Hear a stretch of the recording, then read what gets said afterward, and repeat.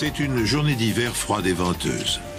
Un homme quitte la chaleur de sa maison pour récupérer des branches de pin qui compléteront le décor des fêtes de Noël. Mais ce qu'il va découvrir va bientôt ébranler toute une communauté et les services de police locaux. Il était de notre devoir d'arrêter ce meurtrier pour que les gens reprennent le cours de leur vie. Elle marchait sur ce chemin en direction des toilettes et elle a remarqué un homme qui en sortait. Quelque chose clochait. Comment expliquer que cette femme est disparue? Pourquoi? On ne voulait pas que les gens pensent qu'il y avait un tueur en série en liberté. Pour le meurtrier, tuer était devenu un besoin. Ce morceau de peau contenait un indice précieux pour les enquêteurs. Tu peux me mentir à moi, mais pas à Dieu. Êtes-vous responsable de la mort d'une de ces femmes? Bonjour. Le 12 juin 1993, au cœur de l'hiver austral, le corps sans vie d'une jeune femme est découvert dans un parc de Frankston, une ville balnéaire du sud de l'Australie. En examinant la scène de crime, les inspecteurs comprennent aussitôt que les indices dont ils disposent ne leur permettront pas d'appréhender l'assassin sans avoir à mobiliser toutes les ressources de la police scientifique. Alors que les experts se mettent au travail, les habitants de la région se demandent avec angoisse si le meurtrier va frapper à nouveau. Chaque jour qui passe augmente la menace et peu à peu, le cauchemar s'installe. On nous a appelés vers 20h environ. C'était vraiment une soirée abominable.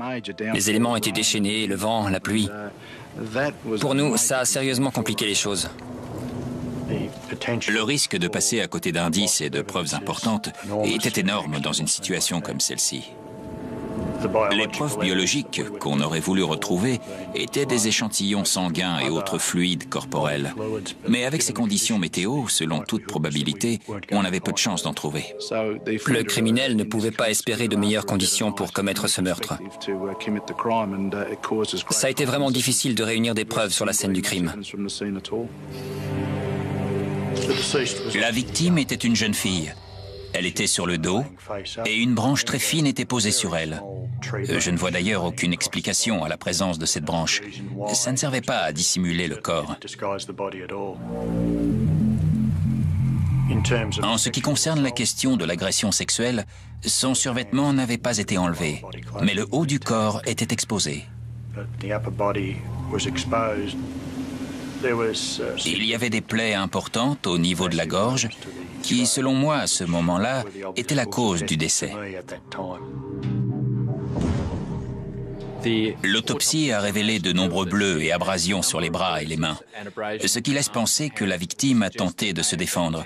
Mais aucune des blessures observées sur les bras et les jambes n'a pu être causée par un couteau ou un objet tranchant. Ce qui laisse suggérer que la victime a perdu connaissance avant d'être attaquée avec un couteau. Les yeux injectés de sang de la victime sont révélateurs de ce qui s'est passé. Autour des yeux, dans la paroi oculaire et à l'intérieur des paupières, on a pu observer de petites hémorragies connues sous le nom d'hémorragie pétéchiale, ce qui accrédite la thèse de la mort par strangulation. On a aussi remarqué des contusions plus légères qui laissent supposer que le corps a été déplacé et peut-être traîné. Ce qui nous donne un aperçu du modus operandi de l'assassin. Mais les plaies sur la poitrine de la victime sont une signature très troublante. Il n'y avait ni contusion, ni présence de sang au niveau des parties charnues. Donc, ces mutilations ont lieu post-mortem. Ce qui m'a interpellé, tout comme le reste de l'équipe, c'est cette croix sur la poitrine. On s'est demandé si c'était satanique, si on avait affaire à une personne qui tuait pour les sensations que ça lui procurait. Qu'est-ce qui l'a poussé à tuer? Il ou elle, d'ailleurs, parce que ce n'est pas propre à un genre en particulier. La police apprend qu'on a signalé la disparition d'une jeune fille de 18 ans. Les enquêteurs intensifient leurs recherches. Le lendemain matin, les conditions météo étaient bien meilleures. Il ne pleuvait plus. Le lieu était beaucoup plus exploitable pour nous. À proximité de l'endroit où le corps a été découvert, on a retrouvé un sac de sport bleu et blanc qui contenait plusieurs manuels scolaires. et certains portaient le nom d'Elizabeth Stevens. Le corps d'Elizabeth Stevens a été retrouvé dans un fossé d'écoulement très tard samedi soir, à la Lloyd Recreation Reserve, située à moins d'1 kilomètre de chez elle. Originaire d'Hobart, elle était inscrite à Frankston et habitait chez son oncle à Long Warren. On ne pouvait pas croire qu'il s'agissait d'elle. On s'attendait à la voir passer la porte. La brigade des homicides ne dispose d'aucune piste vraiment concrète et essaie toujours d'établir le mobile de ce meurtre violent. Il tente en ce moment de reconstituer l'emploi du temps d'Elizabeth Stevens. Reconstituer les dernières heures de la victime était d'une importance capitale pour l'enquête. On savait qu'elle avait laissé un mot à l'attention de son oncle et de sa tante disant qu'elle allait à la bibliothèque. Elle y a indiqué qu'elle rentrerait aux environs de 20 heures. On savait donc qu'elle s'était déplacée et qu'elle était allée vers le quartier des affaires de Frankston. On a pu établir qu'Elizabeth avait appelé sa sœur et qu'elle avait prévu d'aller la voir le lendemain. Et on sait que cet appel a été passé depuis le quartier des affaires. La police décide ensuite de s'adresser à la population. Dans l'une des maisons où les inspecteurs s'arrêtent, ils pensent avoir découvert une piste sérieuse. Pour toutes nos enquêtes, on fait appel à la coopération de la population. Les inspecteurs de police sont peu nombreux, contrairement aux citoyens de cette ville. La police espère que ce mannequin, habillé des mêmes vêtements qu'Elizabeth Stevens la nuit de sa disparition, ravivera peut-être les souvenirs de ceux qui ont croisé la route de la jeune fille ce vendredi soir. On a distribué des tracts, établi des barrages à des endroits où on a installé des mannequins habillés comme la victime, ce qui nous a permis de trouver des témoins et de reconstituer l'emploi du temps d'Elizabeth. L'un des endroits où elle s'est rendue est un restaurant qui prépare des plats à emporter en plein centre-ville. On sait aussi qu'elle est passée par le TAFE College aux alentours de 19 h ce soir-là.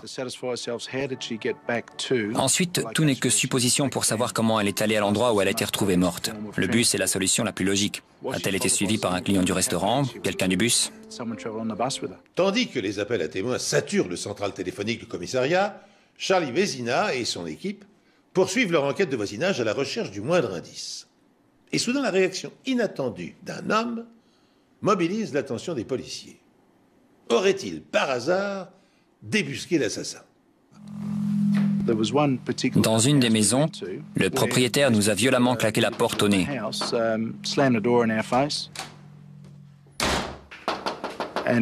Ce qui a forcément éveillé nos soupçons. On a donc fait en sorte d'entrer dans la maison, et il y avait du sang partout. Pour nous, il s'agissait d'une scène de crime. Mais en fait, le propriétaire s'était auto-mutilé et c'est tout.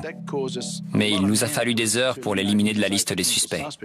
Pour la police, c'est presque un retour à la case départ. On passe d'un état d'excitation à l'abattement. Et c'est peu de temps après qu'on a appris la disparition d'une jeune femme dans la région de Frankston. Plus d'une centaine de bénévoles ont rejoint la police qui s'est lancée à la recherche de Deborah Ann Frim. On est complètement dévastés. On a un petit garçon qui est né il y a 12 jours. On n'y arrive pas, c'est trop dur. Tous les témoignages disaient que Debbie était une mère aimante, si heureuse d'avoir son bébé. Elle adore notre bébé, et elle-même. Depuis la naissance, c'était juste fantastique. On n'aurait pas pu être plus heureux jusqu'à ce que ça nous arrive. On s'est posé la question de savoir si elle souffrait de dépression postnatale, comme elle était une jeune maman. Mais cela semble improbable, et l'hypothèse est même rejetée par l'amie venue dîner chez elle la nuit où elle a disparu. Debbie s'est rendue compte qu'elle n'avait plus de lait, et elle lui a dit qu'elle allait en acheter dans une épicerie du coin. Elle a laissé le bébé à son amie pour aller en chercher, mais elle n'est jamais revenue. Évidemment, je me suis dit que quelque chose clochait. Comment expliquer que cette femme ait disparu? Pourquoi? Cette disparition prend rapidement une tournure tragique. La même nuit, à une station de là et 2 heures avant la disparition de Debbie, une autre jeune femme est agressée. Elle marchait sur ce chemin en direction des toilettes et elle a remarqué un homme qui en sortait, mais sans vraiment s'attarder sur lui. Mais ensuite, elle a senti quelqu'un dans son dos qui l'a agrippée. Ensuite, l'homme l'a menacée et lui a fait comprendre qu'il avait une arme ou un couteau, qu'il a appliqué contre sa tête. Rosa voulait qu'il prenne la bague de valeur qu'elle portait, mais il ne l'a pas fait. Elle a finalement réussi à le repousser et à s'enfuir. Elle s'est mise à courir le long de la route et il la poursuivait. Heureusement pour elle, une voiture s'est arrêtée. Rosa Toss échappe à son agresseur et rentre chez elle. Dans le même laps de temps, la police recherche toujours activement Debbie Freem, 22 ans.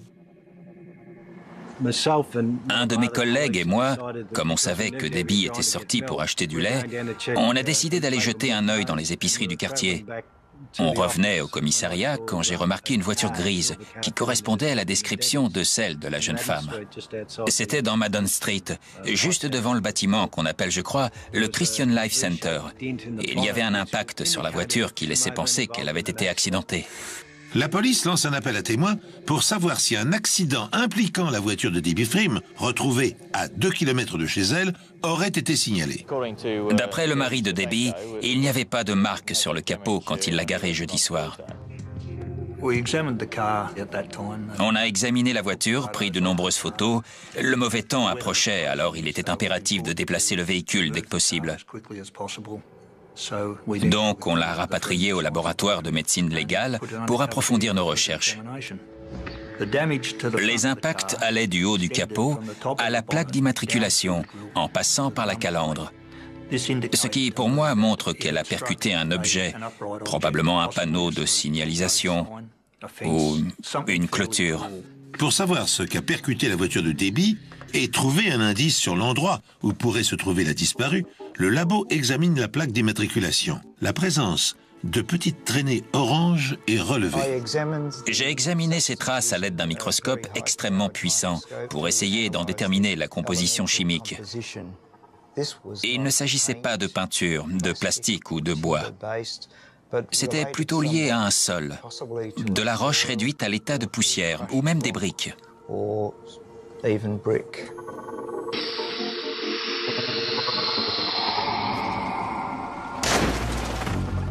La voiture de Debbie a percuté un mur de briques. Des fragments sont restés incrustés dans le capot et la calandre. C'est l'hypothèse que retiennent les experts de la police scientifique. Pour autant, l'accident est-il survenu quand la jeune femme allait acheter son lait ou sur le chemin du retour? Comme ses courses et son portefeuille ont disparu, une autre question se pose. Était-elle au volant ou son agresseur conduisait-il la voiture à sa place? Et un détail va permettre de le déterminer.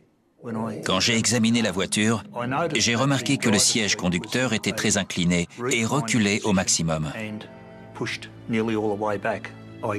Ça m'a laissé penser que quelqu'un plus grand que Debbie était au volant pour la garer sur Madden Street. Et j'ai trouvé des traces de sang sur des brins d'herbe sur le siège passager et d'autres traces de sang sur le siège conducteur. Ce sang est celui de Debbie Freem. Mais qui a conduit la voiture jusqu'à Madden Street? La jeune mère de famille est-elle toujours en vie? La police est arrivée à Carrum Downs, où le corps d'une jeune femme vient d'être retrouvé entre Wedge Road et Thompson's Road.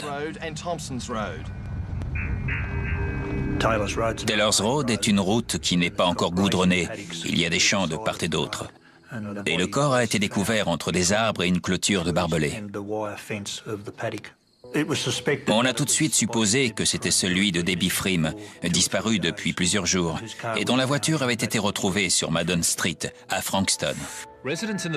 Les habitants à proximité de Seaford et Frankston vivent dans la terreur depuis ce second meurtre en quelques semaines. Le cadavre de Deborah Ann Freem a été découvert à proximité d'un chemin de terre à Carrum Downs, à 10 km de son domicile. Malheureusement, aucun indice sur la scène de crime n'est venu nous éclairer sur l'identité du meurtrier. On était toujours dans le flou le plus total à ce stade de l'enquête. Mais si la police ne relève aucun indice sur le tueur, il a pourtant laissé des signes révélateurs sur son passage. Des signes qui le relient au meurtre d'Elizabeth Stevens, dont le corps a été découvert un mois plus tôt.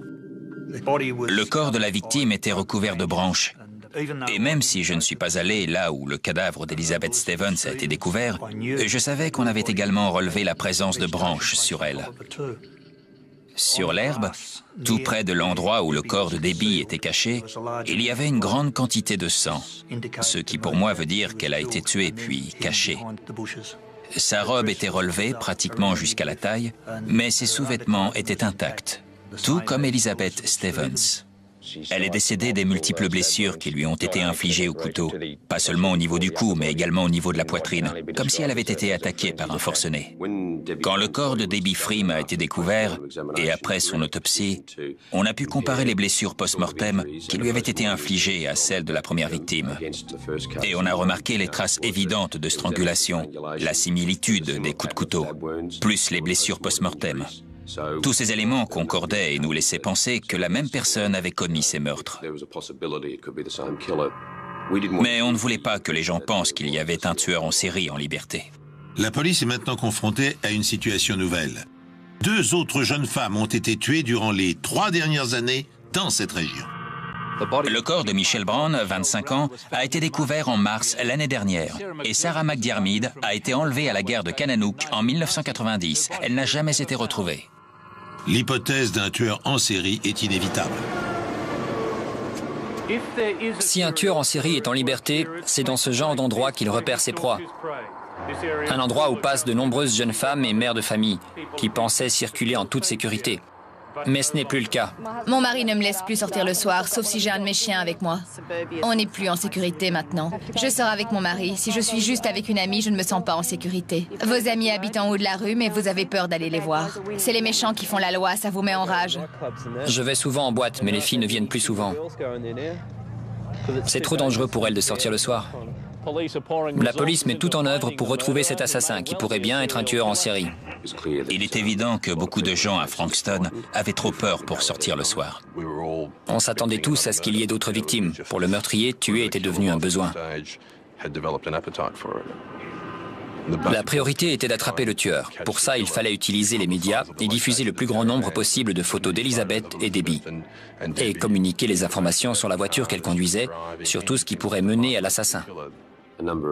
Beaucoup de gens se sont manifestés pour apporter leur aide grâce à l'action des médias. Des témoins ont déclaré avoir vu un homme de grande taille retourner à la voiture alors qu'elle était déjà garée sur Madden Street. Il aurait pris des choses à l'intérieur. Selon d'autres déclarations, Debbie aurait été vue dans sa voiture avec un homme et au volant dans les rues de Frankston où elle conduisait de façon saccadée. Elle aurait tenté de faire des appels de phare, ce qui a conduit les enquêteurs à penser qu'elle avait été enlevée. On pense que le suspect est ensuite retourné en voiture jusqu'à Madden Street. Et surtout, on a acquis la certitude qu'il habitait les environs. Avec l'objectif de trouver le meurtrier ou un suspect, on a fait appel à un profiler. On m'a demandé d'étudier ces 2 affaires d'homicide pour voir si je pourrais établir des rapprochements concernant ces meurtres qui conduiraient à l'hypothèse d'un tueur unique. On a remarqué que les tueurs en série commençaient à tuer entre 18 et 24 ans. Ce genre d'individu vit dans un univers de fantasmes. Ils éprouvent énormément de plaisir en prenant le temps de choisir leurs victimes, la façon dont ils vont procéder pour les tuer et en imaginant quelles sensations ça va leur procurer. Si vous passez la plupart de votre temps à fantasmer, difficile d'exercer une activité professionnelle avec des responsabilités. Pour moi, il y avait suffisamment d'éléments prouvant que le tueur habitait forcément la région. Il n'allait pas commettre un meurtre dans un endroit complètement inconnu, parce que ce serait plus risqué. C'est pour cette raison qu'il devait être des environs. Il n'attirait pas l'attention. Les conditions étaient idéales pour lui. En tenant compte des analyses du profiler, la police de Frankston délimite rapidement un périmètre d'investigation. C'est là, pense-t-il, que le tueur doit se terrer. Tandis que chaque maison est passée au peigne fin et que leurs occupants sont minutieusement interrogés, un nouveau drame frappe de plein fouet la communauté. Une autre jeune fille a disparu. En moins de 8 semaines, 2 jeunes femmes sont assassinées. 2 meurtres violents et très semblables. La police ne dispose que de peu d'indices, mais n'hésite pas à déployer des forces supplémentaires pour prévenir les habitants du danger, tout particulièrement la nuit. Mais on apprend soudain la disparition d'une lycéenne de 17 ans, Nathalie Russell. D'habitude, Nathalie va au lycée à vélo. Mais comme il pleuvait, j'ai décidé de l'accompagner. Je l'ai déposée en lui disant, comme souvent, « Appelle-moi si tu veux que je vienne te chercher ». Elle n'a pas appelé. Alors j'ai pensé qu'elle était allée en ville, ce qu'elle faisait souvent.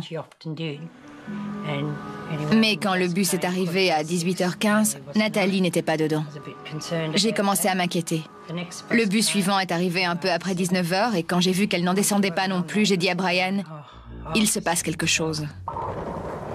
Je me suis présenté chez monsieur et madame Russell. Je me souviens que madame Russell était très nerveuse. Elle se tordait les mains. Je pense qu'elle se disait que quelque chose de terrible avait dû arriver. C'est d'ailleurs ce qu'on s'est tous dit cette nuit-là. On avait une photo de la jeune fille. On a aussi pris la description des vêtements qu'elle portait ce jour-là et on a noté sa taille et la couleur de ses cheveux. Et on a tout de suite demandé aux parents si elle avait appelé une amie, quelqu'un. Mais personne ne l'avait vue depuis la fin des cours. Pour se rendre au lycée, Nathalie a le choix entre la route classique et une piste cyclable enclavée entre deux terrains de golf. C'est en fait un raccourci que prennent souvent les élèves pour rentrer chez eux. Et c'est l'endroit logique pour commencer les recherches. On est arrivé à un endroit où il y avait un énorme trou dans le grillage, juste à côté d'un poteau métallique. La première chose que j'ai remarqué, c'est qu'il y avait des empreintes laissées dans le sang sur ce poteau. Et en avançant vers les buissons, j'ai vu un sac de cours identique à celui que tous les lycéens portent. Et quand j'ai regardé de l'autre côté, j'ai vu des collants et l'uniforme du lycée. Et tout le monde s'est tout de suite dit qu'il s'agissait de Nathalie. J'ai demandé s'il s'agissait d'une jeune fille. On m'a répondu oui. J'ai demandé si elle portait un uniforme. On m'a encore dit oui. J'ai dit celui du John Paul College. Encore un oui. Et là, je leur ai dit, ça ne peut pas être Nathalie. Elle est forte. Elle ne se serait pas laissée faire. Elle n'aurait laissé personne lui faire du mal. Ce que je peux dire pour avoir été sur la scène du crime, c'est que Nathalie s'est beaucoup débattue. Elle a vraiment essayé de repousser son agresseur. Toute l'herbe était quasiment arrachée à l'endroit où elle a été retrouvée. Elle a certainement tout tenté. Malheureusement, il était plus fort qu'elle. Le corps de Nathalie Russell, une lycéenne de 17 ans, a été découvert à 21h la nuit dernière, un peu plus de 2 heures après le début des recherches intensives menées par la police dans la région. Ce meurtre survient après celui de Deborah Frim, il y a 3 semaines, et celui d'Elizabeth Stevens, le 12 juin. Les enquêteurs confirment qu'elle est décédée des multiples coups de couteau portés à la poitrine et cherchent actuellement à mettre en évidence des points communs entre les meurtres. Comme pour les 2 autres victimes, on a remarqué des ressemblances évidentes. Mais dans ce cas-là, la différence la plus marquante, c'est que l'assassin a pris plus de risques. Et il avait clairement décidé de ne pas attendre la nuit pour frapper. Le fait d'avoir fait un trou dans la clôture lui permettait facilement de sauter sur n'importe quelle personne passant par là pour l'attirer de l'autre côté, sans oublier le chemin qu'il a utilisé. C'est vraiment très osé d'agir comme ça. Dès le lendemain matin, les experts de la police scientifique ratissent la scène de crime à la recherche du moindre indice. Le tueur en série a-t-il cette fois commis une erreur? Les policiers vont-ils parvenir à exploiter une marque, une indication, un résidu? Vont-ils enfin retrouver sa trace, l'identifier et mettre un terme à l'hécatombe?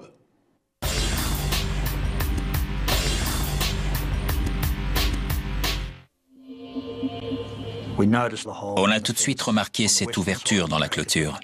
Un peu plus loin, on en a trouvé une autre, et une dernière sur la clôture d'en face. J'ai aussi récupéré des morceaux de grillage qui s'étaient détachés de la clôture. Et ça, c'était un élément très important, parce que le fait de trouver quel outil avait permis de faire ce trou nous donnerait des indices sur la scène du crime. Pour ce qui est du trou situé au nord du chemin, on a trouvé une grande quantité de sang sur un des poteaux. Le fait que ce soit celui de l'assassin était une possibilité, mais c'était peut-être celui de Nathalie. Cette ouverture dans la clôture donnait sur un endroit plein de végétation, où on a retrouvé le corps de la victime. On a retrouvé un genre de lanière en cuir, très semblable à celle que l'on fixe à des jumelles. Et il y avait du sang dessus. Et si on les avait utilisées pour étrangler la victime, elles auraient cassé. Et c'est précisément ce qui est arrivé. Le rapport d'autopsie fournit lui aussi des pistes sérieuses. Dans la plus grave des lésions au niveau du cou, on a retrouvé un morceau de peau de 2,7 cm sur un demi-centimètre. On a procédé à une analyse plus poussée. On y a relevé des stries, ce qui laisse suggérer que cette peau provient d'une main. Et apparemment, pas de celle de Nathalie. Ce morceau de peau allait devenir un indice précieux pour les enquêteurs. Des tests ADN allaient nous permettre de faire un rapprochement entre la scène de crime et l'assassin. C'était le lien entre Nathalie et son agresseur. Police et bénévoles sont toujours à la recherche d'indices. Des dizaines de golfeurs ont été privés de parcours aujourd'hui, un périmètre de 3 km² ayant été bouclé. Nous sommes disposés à entendre toute personne ayant aperçu quelqu'un, en particulier un homme, rôdant autour des terrains de golf. Et c'est un jeune agent fraîchement diplômé de l'Académie de police qui va répondre à cet appel. Il détient la pièce manquante qui fait cruellement défaut aux enquêteurs. D'après le profiler, le tueur aurait entre 18 et 24 ans, serait sans emploi et habiterait les environs. La police se lance dans une opération de porte-à-porte dans un quartier ciblé, celui où l'assassin résiderait. Plus de 150 inspecteurs de tous les services de police confondus sont mobilisés dans la région de Frankston pour le début de l'opération baptisée Pulsar. L'inspecteur Wilson va bientôt découvrir une piste intéressante. 2 jeunes agents de police ont fait leur rapport et signalé un incident pour lequel on leur avait demandé de se déplacer la veille, le jour où Nathalie Russell avait disparu. On nous a demandé d'aller à Sky Road, dans la localité de Frankston, où un véhicule suspect avait été signalé. C'était une Toyota Corolla jaune. La voiture est garée face à la piste cyclable qu'utilisent tous les lycéens, y compris Nathalie. C'est une employée de la poste qui l'a signalée à la police. C'était vendredi vers 15h et j'avais presque terminé ma tournée. C'était bientôt la fin des cours et j'ai remarqué cette voiture qui n'avait pas de plaque. Il y avait un type dans la voiture. Il avait les bras croisés et après j'ai vu qu'il essayait de se cacher derrière le volant. J'ai continué ma tournée jusqu'à une maison où les propriétaires étaient là. Je le savais. C'est de là que j'ai appelé la police. Quand on est arrivé, il n'y avait personne dans ou à côté de la voiture, pas de plaque d'immatriculation non plus. Et on a remarqué que sur la carte grise du pare-brise, il y avait un numéro provisoire. On a relevé ce numéro. Ensuite, on a décidé de faire le tour de quelques maisons situées du même côté que le trottoir où était garée la voiture. Un petit travail de recherche. Mais ça n'a rien donné de concluant. Alors on a vérifié une dernière fois qu'on avait tous les éléments concernant le véhicule et on est parti. Le lendemain, ils ont fait leur rapport concernant ce véhicule et ça nous a permis de vraiment avancer dans l'enquête. Ça m'a donné confiance pour 2 raisons. Cette personne était sur les lieux quand le meurtre s'est produit. Donc, on était en présence soit d'un témoin capital, soit d'un suspect très sérieux. La voiture est immatriculée au nom de Paul Charles Denyer. Denyer habite au cœur de la zone ciblée par la police et par le profiler. Le cauchemar qui hante les habitants de Frankston est-il sur le point de s'achever? L'assassin va-t-il être identifié? Les chances sont minces, car au premier abord, Denyer n'a pas le profil d'un tueur en série. On a frappé à sa porte et Paul nous a invités à entrer. Il semblait plutôt détendu. Il s'est montré très coopératif, notamment dans ses réponses à nos questions. J'ai remarqué qu'il avait plusieurs coupures sur les mains. J'ai fini par lui demander de se présenter au commissariat de Frankston. Vous n'êtes pas tenu de dire ou faire quoi que ce soit, mais ce que vous direz ou ferez pourra être retenu contre vous. Vous comprenez? Oui. Âge et lieu de naissance? J'ai 21 ans, je suis né le 14 avril 1972. Vous êtes citoyen australien? Oui. Une activité salariée? Non, sans emploi en ce moment. Ce qu'on aimerait maintenant, Paul, c'est que vous nous disiez ce que vous avez fait depuis hier matin pour commencer. Je me suis levé vers 7h30, 8h moins 20, 7h30 ou 8h moins 20. Pendant l'interrogatoire, Paul Denyer s'est montré très cohérent par rapport aux réponses qu'il nous avait déjà données chez lui. Et en redescendant Carringle Drive, j'ai remarqué que la voiture chauffait vraiment. C'est pour ça que je me suis arrêté à Sky Road. Et juste à côté, c'est là qu'il y a un terrain de golf. Je me suis arrêté pour regarder sous le capot de la voiture et j'ai vu que quelque chose s'était desserré. Cet après-midi, chez vous, j'ai remarqué que vous aviez des coupures sur les mains. Pourriez-vous les poser à plat sur ce bureau, s'il vous plaît? C'est une longue estafilade ici. Vous pouvez nous dire comment et quand c'est arrivé? Hier, en regardant la voiture. Et comment exactement? Le ventilateur tourne dans ce sens. Moi, je me tenais devant la voiture avec ce ventilo qui tourne. Et là, il y a l'alternateur. Et en dessous, il y a des câbles sous le radiateur. Et il y avait un câble sur le dessus que j'avais installé pour un phare. Et c'est sûrement quand je m'en suis approché que le ventilateur m'a touché. Mais pourquoi avoir laissé le contact pour vous occuper du radiateur? Je ne suis pas très doué, en fait. Pendant que Paul Denyer détaille son emploi du temps, son appartement est fouillé. Je me suis rendu chez lui et j'ai participé à l'ensemble de l'opération. Demande de mandat, fouille des lieux et découverte des preuves. Les enquêteurs mettent la main sur des couteaux et plusieurs vêtements suspects.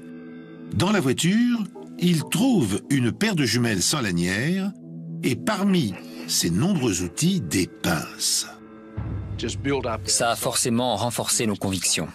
Rien à voir avec l'impression qu'on avait eue quand ce type nous avait claqué la porte au nez. Cette fois-ci, on savait qu'on était en présence d'un vrai suspect. Pour en avoir une confirmation scientifique, les pinces sont déposées au laboratoire médico-légal. Elles sont utilisées pour couper du fil de fer barbelé. Chaque paire de pinces laisse une marque bien distincte lorsqu'elle est utilisée pour couper, comparable aux empreintes digitales chez l'homme. Toute trace d'usure, toute imperfection sur les lames se reporte sur le fil qu'elle coupe. Ces tests en laboratoire sous microscope révèlent que les marques laissées sur le fil de fer barbelé sont identiques à celles de la clôture sur la scène de crime. Savez-vous qu'une jeune fille a été assassinée à Frankston? Oui. On est samedi aujourd'hui. Quand l'avez-vous appris? J'ai vu des voitures de police arriver ce matin quand j'arrivais sur Sky Road. Il y avait des bénévoles aussi. Pardon, vous avez vu les bénévoles et tout le reste sur Sky Road? Oui. Ils avaient mis des bandes blanches pour barrer la route. Je vous ai vu, vous. Quoi, moi? Oui, vous. Avec un autre type. Et que faisiez-vous à ce moment-là? Où alliez-vous ou que faisiez-vous? À chaque fois, il semblait capable de fournir une bonne réponse. Ce qu'il était en train de faire, où il était, ce qui a forcément éveillé nos soupçons, parce que personne ne se souvient jamais de tout dans les moindres détails. Plus déroutant encore, Paul Denyer semble se rappeler de chaque minute de son emploi du temps le jour des meurtres d'Elizabeth, Debbie et Nathalie. Hier, votre voiture était garée en face de l'endroit où le corps de Nathalie Russell a été retrouvé. La nuit où Debbie Freem a disparu, vous vous rendiez à la gare de Kananook. Vous avez raté votre train et avez fait demi-tour. Et la nuit où Elizabeth Stevens a disparu, vous étiez à proximité de Lloyd Park, où vous deviez récupérer une batterie. Pour vous, il ne s'agirait que de coïncidence? Oui, c'est le cas. À chaque fois? Oui.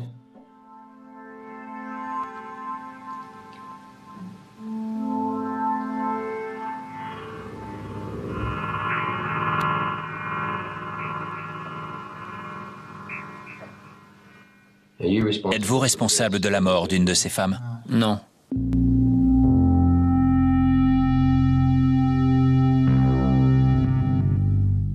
Tout au long de son interrogatoire, Paul Denyer fait preuve d'un sang-froid étonnant.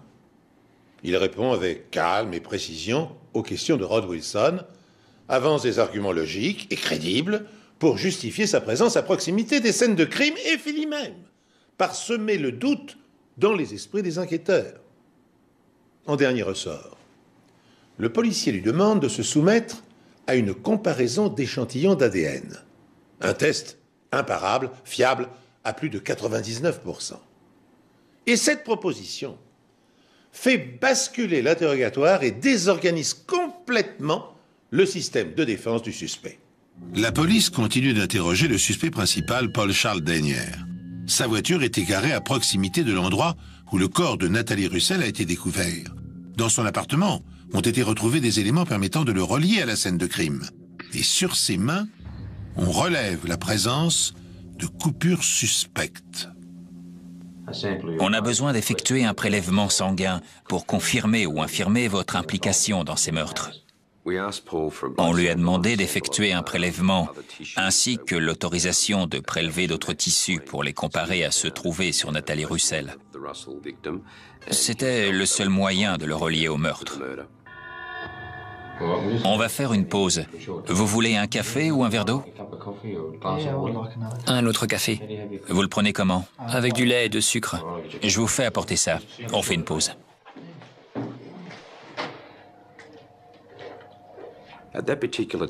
À ce moment précis, il a commencé à prendre conscience qu'il allait devoir se soumettre à des examens sanguins et que les tests ADN pouvaient le relier aux scènes de crime.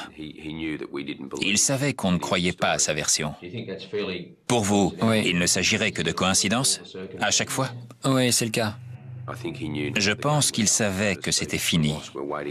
Et pendant que nous attendions que nos experts du laboratoire médico-légal interviennent pour les prélèvements, l'inspecteur Darren O'Lachlan est resté avec Paul Denyer.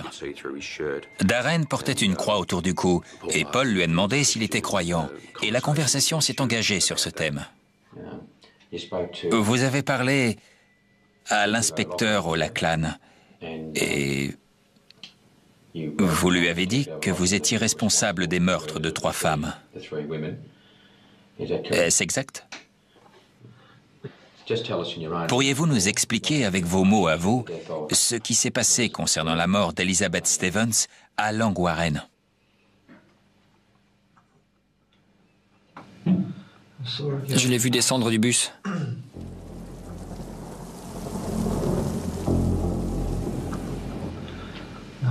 Je l'ai suivi.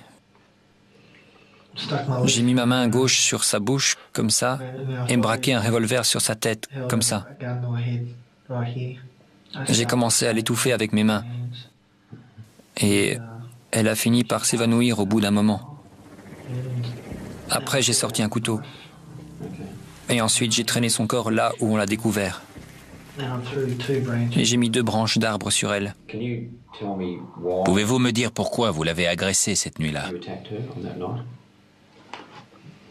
Parce que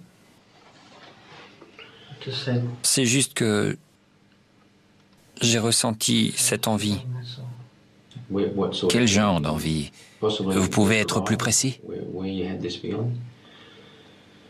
J'ai eu envie de tuer. À partir du moment où il a admis les faits, il n'a absolument pas cherché à dissimuler quoi que ce soit. Il était évident qu'il voulait nous raconter tout ce qui s'était passé. Dites-nous ce qui est arrivé. La voiture était garée là. On parle de celle de Debbie Frim? Oui, une Nissan Pulsar. Je marchais dans cette rue. Je l'ai vue descendre de voiture.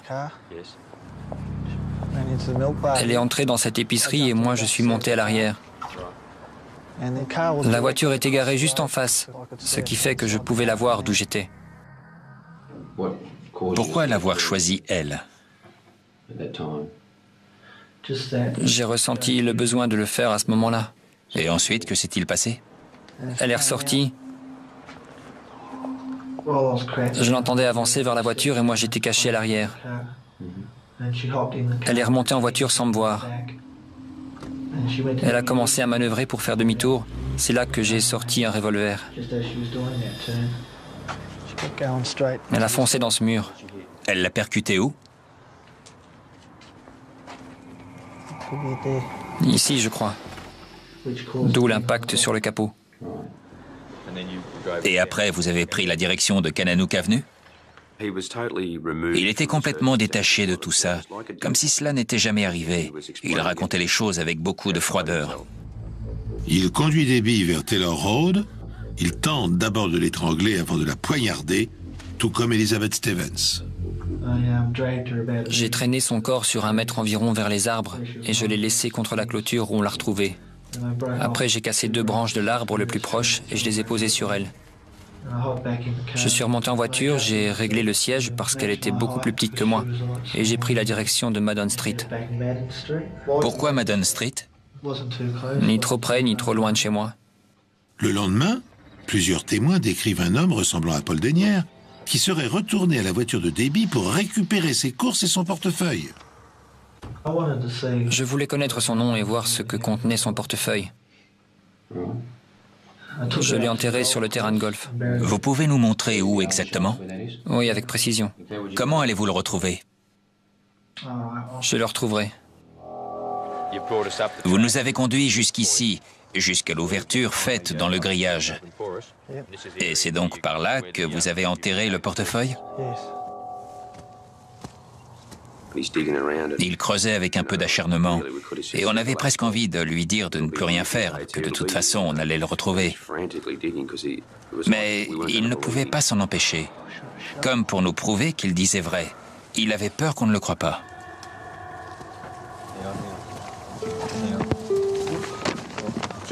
Vous pouvez le tenir comme ça et le secouer un peu pour enlever la terre. C'est donc là que vous l'aviez enterré. Il appartient à Debbie Frame. 3 semaines plus tard, la police et l'assassin retournent sur les lieux. Vous pouvez nous parler de ça? Ce jour-là, j'étais venu ici plutôt pour faire des trous dans le grillage. Avec quoi? Des pinces. J'étais installé ici et j'ai regardé Nathalie Russell arriver. Je suis passé par cette ouverture et j'ai attendu caché derrière les arbres. Jusqu'à ce qu'elle arrive à cette hauteur et prenne cette direction. Quand elle s'est retrouvée 10 mètres plus bas environ, je suis sorti de ma cachette. Nous reprenons le même parcours. Vous restiez à la même distance derrière elle? Non, je me rapprochais petit à petit. Je marchais sur l'herbe, comme ça, pour éviter de faire du bruit. Pour ne pas être repéré? J'avais un couteau avec un manche rouge. Il venait d'où? De chez moi. C'est tout ce que vous aviez? Et une lanière en cuir. Vous avez dû la retrouver sur les lieux, mais cassée en 2. Utilisée pour?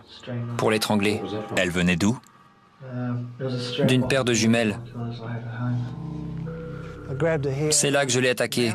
J'ai mis ma main sur sa bouche, ma main gauche, comme ça. Et je l'ai emmené ici. Il n'éprouve absolument aucun remords pour ce qu'il a fait.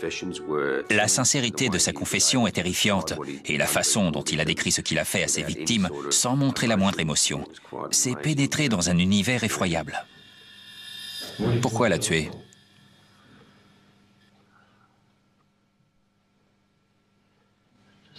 Pour la même raison qu'avant. En fait, j'ai toujours eu envie de tuer. Depuis quand? Depuis que j'ai 14 ans environ. Paul Dennière reconnaît avoir assassiné 3 jeunes femmes et décrit les meurtres sans la moindre émotion. Mais il admet également avoir agressé Rosa Toss la nuit où il a tué Debbie Frame. C'est arrivé plusieurs semaines après Elizabeth Stevens? Oui, j'étais dans cet état comme tous les jours. Et cette pulsion est devenue plus forte jusqu'à ce que j'en arrive là. Vous aviez la même arme? Oui, la même. C'est celle que vous aviez quand vous avez agressé Elizabeth Stevens? Oui, c'est celle-là. La même pour Deborah Frame? Oui. La même pour la jeune femme de Seaford? Oui.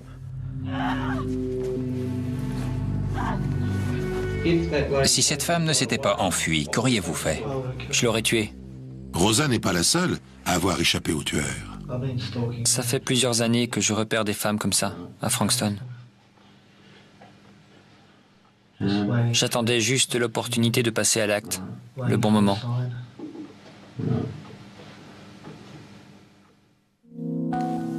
La confession de Paul Dennière dure plus de 5 heures. Paul Dennière, 21 ans, sans emploi, a été inculpé ce matin au commissariat de Frankston. Le périmètre avait été sécurisé lorsque l'accusé a quitté le poste dans un véhicule escorté par une seconde voiture de police. Quand j'ai rejoint mes collègues dans la salle des opérations, je peux vous assurer que le sentiment de satisfaction était palpable. On était tous soulagés, contents d'avoir attrapé le coupable. Tout le monde y allait de son petit commentaire. Ça tient à l'implication de chacun, au temps consacré à l'enquête, aux malheureuses victimes. Notre satisfaction était manifeste. On s'est tous retrouvés aux petites heures du matin pour partager quelques bières avant de rentrer chez nous.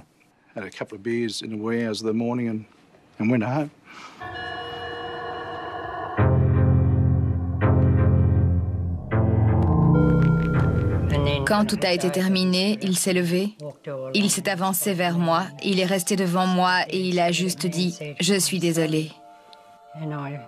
Et je me suis dit « Tu peux me mentir à moi, mais pas à Dieu ». Une fois le jugement rendu, la presse révèle des pans entiers de la pitoyable existence de Paul Dennière. On apprend ainsi que le profil de l'assassin coïncide en tout point avec celui d'un tueur en série tel que les décrivent les manuels de criminologie. Issu d'une famille violente, fraîchement immigrée en Australie, Dennière est un enfant obèse, introverti, solitaire. Très jeune, il fait une chute et subit un traumatisme crânien. Puis, il est victime d'abus sexuels que lui inflige son frère aîné. Il témoigne ensuite d'un goût maniaque pour les couteaux, les pistolets qu'il confectionne jusqu'à l'obsession. Après avoir martyrisé l'ours en peluche de sa sœur, il tranche la gorge du chaton de la famille et suspend sa dépouille à un arbre. À l'âge de 13 ans, il vole une voiture. 2 ans plus tard, il est jugé pour avoir obligé un camarade à se masturber devant des enfants. Et l'escalade se poursuit, inexorable, terrifiante. Devenu adulte, il s'attaque à 2 chèvres dans le champ voisin de son travail qu'il dépece avec sauvagerie. Dès lors, plus rien ne semble pouvoir l'arrêter. Devenu asocial, il se fait licencier des emplois subalternes qu'il occupe. Enfin, en 1992, un an avant les meurtres, il cambriole l'appartement de ses voisins, détruit leur mobilier, lacère leurs vêtements, tue la chatte et ses chatons, les découpe en morceaux et éparpille leurs entrailles sur les murs. Que pouvait-il advenir d'un être à ce point pervers et perturbé? Seuls des soins psychiatriques appropriés auraient pu, peut-être, stopper le monstre avant qu'il ne s'en prenne à des jeunes filles. Pour nous, ça a vraiment été un énorme choc. Après avoir fait subir ces choses horribles à ces jeunes femmes, le fait que le tribunal n'ait prononcé qu'une peine de 30 ans pour 3 meurtres, c'est scandaleux. Malheureusement, combien de fois se retrouve-t-on confronté à cette situation? À leur sortie de prison, il recommence. Il ne pourra jamais s'en empêcher. C'est ce qu'il est, c'est tout. Un assassin. Le 20 décembre 1993, pour avoir assassiné 3 femmes et en avoir agressé une autre, Paul Dennière est condamné 3 fois à la prison à vie sans possibilité de libération conditionnelle. En rendant son verdict, le juge déclare que la peur que le tueur en série a fait régner restera longtemps gravée dans les mémoires de milliers de femmes. Pourtant, 6 mois plus tard, Dennière fait appel du jugement et voit sa peine ramenée à 30 ans de réclusion incompressible. Bien que cette sentence soit la plus sévère jamais prononcée en Australie, les familles des victimes se sentent trahies par la décision de la Cour suprême. En 2023, Paul Dennière recouvrira sa liberté. Il sera alors âgé de 51 ans. À l'heure où je vous parle, eh bien, je pense avec compassion aux habitants de la ville australienne dans laquelle il aura la mauvaise idée d'aller s'installer. Ainsi s'achève cette émission. Merci de l'avoir suivi. Je vous donne rendez-vous très bientôt sur cette antenne pour un nouveau numéro des Enquêtes Impossibles.